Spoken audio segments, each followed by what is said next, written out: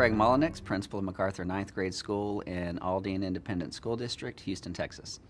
And I'm Chris McCurry, Department Chair of Biology at MacArthur Ninth Grade School. It's important to use data to develop curriculum because you want to know exactly what strengths and weaknesses students have coming into the school before you develop your curriculum. You need to know what areas students have low scores in, so that you know when you develop your curriculum what areas need more concentration. You have to balance student needs with national, state, and district curriculum standards. I think the first thing that we do before we write curriculum in the summer, we get all of the students' data in at the end of May or the beginning of June. Then we get several curriculum teams together for our core areas. And when I talk about core areas, we're talking about math, science, social studies, and English. We get teams of curriculum writers together.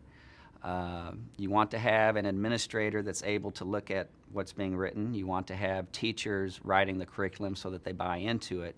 And you also want to have some curriculum experts that can look at the content of what's being written, as well as teachers that know about pedagogy and teaching techniques.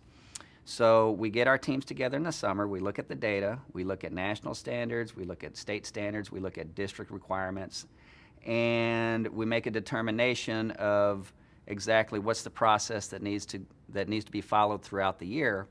We take the district objectives and then we try to get as specific as we can with each objective according to student needs, according to student data, and according to state standards. Although we do write the curriculum in the summer, during the school year, we build on what we've done in the summer by making the kind of changes that we need, and those changes are based on the data that we gather at every assessment. The use of data to develop curriculum has impacted our instruction, in that we found that certain teaching strategies are more successful with certain content areas. For example, in science, we teach the structure of the DNA molecule, and we have found that creating a visual diagram of the DNA molecule in a whole group setting led by the teacher is much more successful with that certain specific content area. And in other ways, though, working in small groups, such as studying the steps of cellular reproduction, mitosis, is much more successful when students are working with students, because activities such as mitosis are more of a sequencing activity, putting things in correct sequence, using visual cues and prior knowledge, is better between student and student, with the teacher more guiding rather than directly leading the instruction.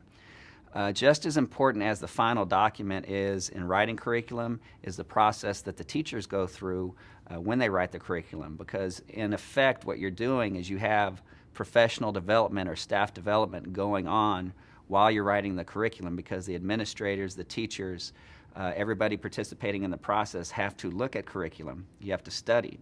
You have to look at what the objectives are. You have to study what national standards are. You have to know what state standards are. In my experiences writing curriculum, I've learned that curriculum writing is something that cannot be repeated year after year and expected to get the same result. You have to look back at the data every time that you assess your students, whether that be through a 6 weeks exam or even a weekly lesson, and see where you were successful, where you were unsuccessful, and continue to apply the skills that you've learned through curriculum writing to the next week's lesson, the next 6 weeks groups of lessons, and even the next year's set of curriculum. It's not something that can be static at any point, and it's truly the greatest challenge I find as a teacher.